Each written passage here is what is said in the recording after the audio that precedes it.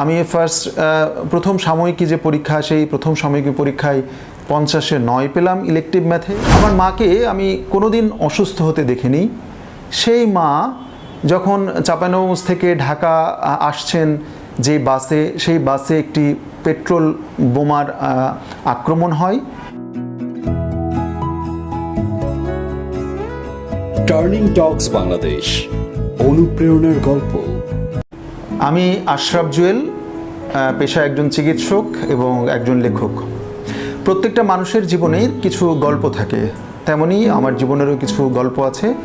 এই গল্পগুলো নিয়ে আজ হাজির হয়েছি আপনাদের সামনে। আমার জীবনের আমি বলবো যে একটি মর্মান্তিক বছর 2015 সাল। 2015 সালের যে সময় সারা দেশে রাজনৈতিক অস্থিরতা চলছে, যে সময় জ্বালাও পোড়াও পেট্রোল বোমার আঘাতে প্রতিদিন মানুষ মারা যাচ্ছেন, মানুষ আহত হচ্ছেন, ঠিক এরকমই একটি সময়ে আমার জীবনেও ঘটে যায় একটি মর্মান্তিক ঘটনা। আমার মাকে আমি কোনোদিন অসুস্থ হতে দেখিনি। সেই মা যখন চাঁপাইনবাবগঞ্জ থেকে ঢাকা আসছেন যে বাসে, সেই বাসে একটি পেট্রোল বোমার আক্রমণ হয় এবং সেই আক্রমণে আমার মায়ের মুখের বাম দিকের বেশ কিছু অংশ পুড়ে যায়, গলার বেশ কিছু অংশ পুড়ে যায় এবং বাম হাত পুড়ে যায়। এরকম একটি সময়ে যখন প্রথম ঘটনাটি ঘটলো, আমার বাবা আমাকে ফোন করলেন, তাও রাত 12:30টার দিকে। তিনি ফোন করে হাউমাউ করে কাঁদছেন এবং বলছেন, তোমার মা তো মারা যাচ্ছে, তোমার মা তো মারা যাচ্ছে। আমি প্রথমে কিছু বুঝতে পারিনি, তারপরে বাবাকে জিজ্ঞেস করলাম কি হয়েছে। তো তিনি বললেন যে আমরা যে বাসে আসছিলাম সেই বাসে পেট্রোল বোমার আঘাত হয়েছে এবং তোমার মা আগুনে পুড়ে যাচ্ছে, মারা যাচ্ছে, আমি এখন কি করব। এমন একটি অস্থির সময়, এমন একটি নিরুপায়, নিজেকে এত অসহায় মনে হচ্ছে ওই সময়টায়। কোনো গাড়ি ঘোড়া চলছে না, কোনোভাবেই কিছু হচ্ছে না। আমি ঢাকায়, আমার ছেলের অপারেশন পরের দিন সকালে।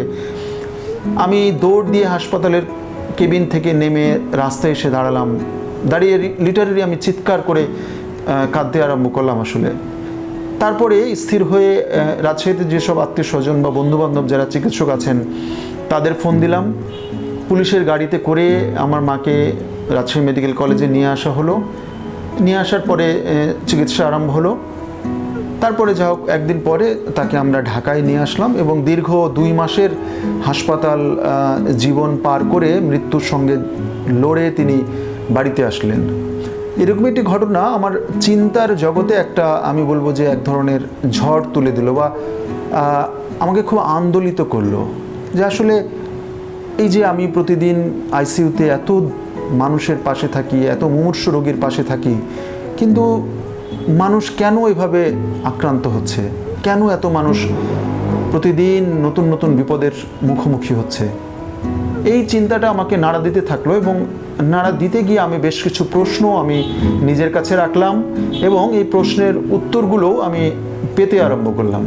কিন্তু দেখলাম এই প্রশ্নের উত্তরগুলো আসলে আমি যেভাবে ভাবছি সেভাবে আমার পক্ষে সম্ভব নয়। এর ফলে আমি সিদ্ধান্ত নিলাম যে এগুলো আসলে আমাকে লিখতে হবে, লিখে প্রকাশ করতে হবে। ঠিক এরকম একটি জায়গা থেকেই আমি আমার কথাগুলো গল্প আকারে লেখা আরম্ভ করলাম। বিভিন্ন জায়গায় সেগুলো প্রকাশ হওয়া আরম্ভ করলো, বিভিন্ন পত্রিকায় প্রকাশ হলো এবং একটা সময় গিয়ে একটি বই করার মতো বেশ কিছু গল্প জমে গেল। তো সেখান থেকেই আমার একটি বই প্রকাশ হলো। সেই বইটির নাম রাষ্ট্রধারণার বিরুদ্ধে মামলা ও বিবিধ গল্প।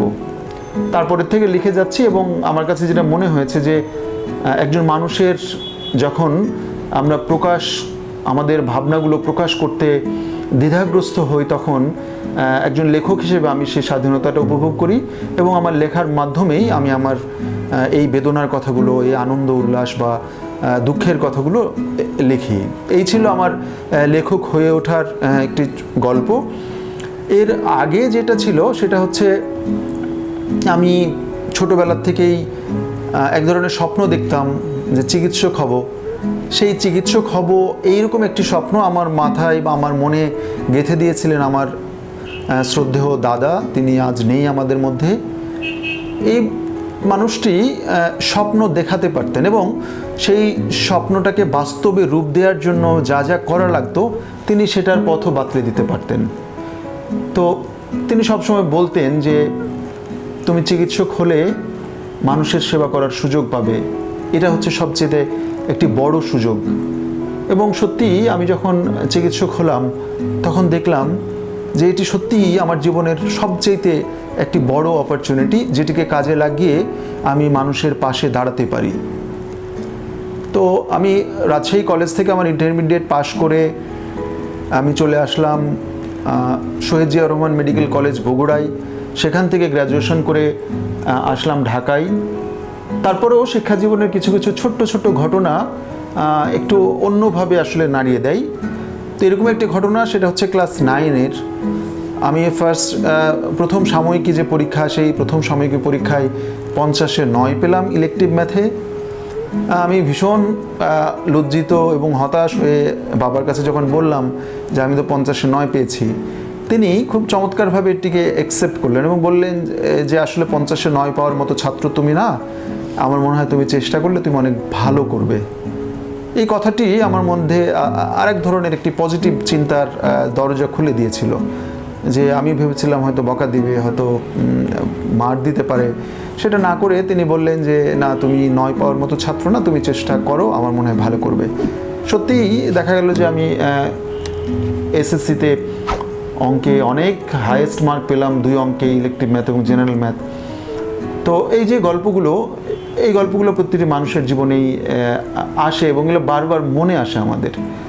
আর আরেকটি যেটা বলছিলাম যে চিকিৎসক হওয়া আমার জীবনের একটি অন্যতম অপরচুনিটি এবং সেইটি কাজে লাগানোর সুযোগ হয়েছে আমি যখন প্রথম 2005 সালে বারডেম হাসপাতালের আইসিইউতে কাজ করার সুযোগ পাই। মুমূর্ষ সব রোগী, প্রায় জীবন মৃত, তারা আসছেন, ভর্তি হচ্ছেন, কেউ কেউ সুস্থ হয়ে ফিরে যাচ্ছেন, অনেকে মারা যাচ্ছেন। কিন্তু আমি সেই 2005 থেকে আজ অবধি দেখছি মৃত্যু আসলে একজন মানুষের দৈহিক মৃত্যুই না, এই মৃত্যুটি বিভিন্নভাবে একটি পরিবারের ওপরে প্রভাব করতে পারে। মানে একজন মানুষ মারা যাচ্ছেন, সেই মারা যাওয়ার সঙ্গে তার আশেপাশের অনেকেই যে মারা যাচ্ছেন সেটি হয়তো আমরা লক্ষ্য করি না, কিন্তু আইসিইউতে কাজ করার ফলে আমাদের সেই সুযোগটি হয় ফলেই আমরা প্রতিনিয়ত এই যে রোগীদের পাশে থাকি, চেষ্টা করি যতটা দরদ নিয়ে, আন্তরিকতা নিয়ে তাদের সেবা করা যায়, সেই সেবা করার সুযোগ পাই। এরকমই আরেকটি ছোট্ট গল্প আমাকে খুব ভীষণভাবে নাড়িয়ে দিয়েছিল। রোগীটির বয়স মাত্র 32 বছর, একজন নারী ছিলেন তিনি। তার ব্রেস্ট ক্যান্সার হয়েছিল এবং ব্রেস্ট ক্যান্সার ডায়াগনোসিস হওয়ার সাথে সাথেই দেখা যাচ্ছে তার ক্যান্সারটি সারা শরীরে ছড়িয়ে পড়েছে। তা আমরা যেটা জানি যে যখন একজন রোগী এরকম সারা শরীরে ক্যান্সার ছড়িয়ে পড়ে তখন সাধারণত ইনফেকশন হয়ে রোগীগুলোর মৃত্যু হয়। এরকম একটি সময়ে একজন রোগী যখন তিনি মারা গেলেন, রাত 2:30টার সময় আমি ব্রিফিং রুমে তার হাজব্যান্ডকে ডাকলাম। আমি নিজেই ঠিক বুঝতে পারছিলাম না যে আসলে কিভাবে এরকম একজন রোগীর মৃত্যু সংবাদ আমি মানে আমরা যেটা বলি যে ব্যাড নিউজ ব্রেক করা, যে কিভাবে বলবো। তো তাকে আমি ডেকে নিয়ে যখন বলছি, ভদ্রলোক বলছেন যে আমি বুঝে গেছি আপনি কি বলবেন। তো এই কথা বলতে বলতেই দেখলাম 2টি ছোট বাচ্চা, একটির বয়স 3.5 বছর আর একটি হয়তো 2 বছর হবে বা 2.5 বছর, তারা হাসপাতালের করিডোরে আইসিইউর বাইরে খেলছিল। তারা এসে তার বাবাকে জড়িয়ে ধরে বলল, বাবা মা তো, বড় সন্তানটি বলল যে বাবা মা তো ওখানে ঘুমিয়ে আছে, চলো আমরা ওখানে গিয়ে মামের সাথে ঘুমাই, অথবা তাকে আমরা বাড়ি নিয়ে যাই, মা তো অনেক দিন ধরে এখানে ঘুমাচ্ছে, আমরা তো একসঙ্গে ঘুমাই না। তখন ভদ্রলোক চোখের পানি ধরে রাখতে পারলেন না, তিনি বললেন যে ডাক্তার সাহেব আপনি বলেন আমি এখন কি বলবো, কি করব। তো এরকম একটি সময় আমরা নিজেরা ভেঙে পড়ি না, ভেতরে ভিতরে অনেক মানে ঝড় আসলেও একজন চিকিৎসক হিসেবে ভেঙে পড়া আমাদের পক্ষে শোভনীয় নয়। তারপরেও সেদিন আসলে চোখের পানি ধরে রাখতে পারিনি। আমি তখন ভাবছিলাম আমার 2টি সন্তান, যারা তখন ওই সময় ঠিক একই রকমের বয়স ছিল, যে এই যে একজন মানুষ মারা গেলেন, মারা যাওয়ার সঙ্গে সঙ্গে 2টি সন্তান রেখে গেলেন ছোট ছোট, এই সন্তান 2টির কী হবে, বা এই যে ভদ্রলোক বলছেন যে আমি এখন কী করব। এই যে মৃত্যুগুলো প্রতিদিন দেখি, সেই জন্য আমরা বলি যে যখন একজন মানুষ মারা যায় তখন আসলে তিনি নিজে মরেন না, তিনি তার পারিপার্শ্বিক অবস্থা নিয়ে মারা যান। তো এরকম ঘটনা কিন্তু হামেশাই ঘটে। সেই দিক থেকে নিজেকে খুব ভাগ্যবান মনে করি, কারণ এই সুযোগটি তৈরি হয় আমাদের যখন আমরা খুব মুমূর্ষু মানুষের পাশে দাঁড়াই, হাসি মুখে দাঁড়াই, তাদেরকে জীবনের গল্প শোনাই, আশার গল্প শোনাই। তাদেরকে এইসব গল্প শোনালে তারা তখন ভেতরে ভেতরে দারুণভাবে নিজেদেরকে উদ্দীপিত করে।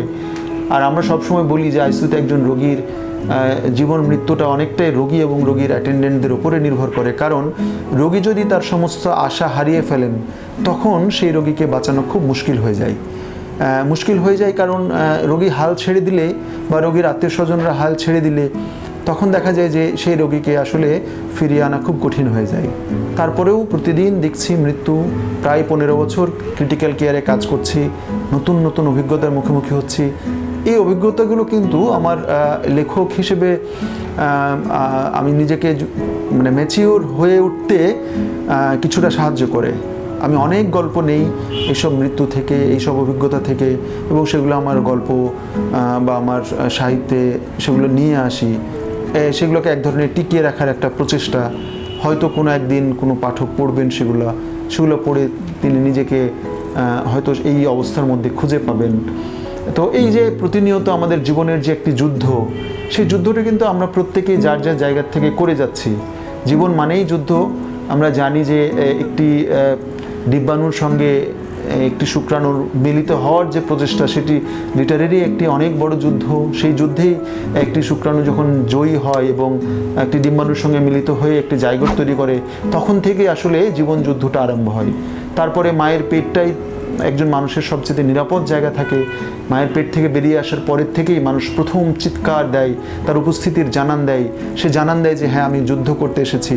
সেই যুদ্ধে কেউ জয়ী হয়, কেউ পরাজিত হয়, কিন্তু গল্পগুলো কিন্তু থেকে যায়। প্রত্যেকের গল্পই আছে, অনেকের গল্প আছে যে গল্পগুলো একটা সময় দেখা যায় যে ভীষণ যুদ্ধের কঠিন স্ট্রাগলের মধ্য দিয়ে একজন মানুষ উঠে আসছেন, কিংবা একজন মানুষ খুব সুখের জীবনযাপন করতে করতে হঠাৎ করে তার জীবনের ছন্দপতন নেমে আসে।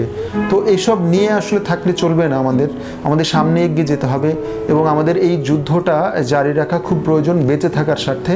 শুধু নিজের বেঁচে থাকা নয়, আমাদের পারিপার্শ্বিক আশেপাশে যারা আছে তাদের সবাইকে নিয়ে বেঁচে থাকার এই প্রচেষ্টা যেন আমৃত্যু বজায় রাখি আমি যেন রাখতে পারি। এবং আপনাদেরকেও বলবো যে আপনার জীবনের যেই গল্পই থাকুক, যত বেদনার গল্পই থাকুক, যত হতাশার গল্পই থাকুক, সেগুলোকে পাশে সরিয়ে রেখে সেগুলোকে আমি বলবো যে শক্তি হিসাবে নিয়ে সামনে এগিয়ে যাওয়ার একটি প্রচেষ্টা আমাদের প্রত্যেকের করা উচিত। এবং বারবার যে কথাটি বলছি যে মানুষের পাশে দাঁড়ানোর একটি প্রচেষ্টা যেন আমাদের সব সময় থাকে, এই বলে আমি আমার গল্প শেষ করছি। আপনারা যারা দেখলেন তাদের প্রত্যেককে জানাই অসংখ্য ধন্যবাদ এবং শুভেচ্ছা। আপনারা সবাই ভালো থাকবেন, সুস্থ থাকবেন। টার্নিং টকস বাংলাদেশ, অনুপ্রেরণার গল্প।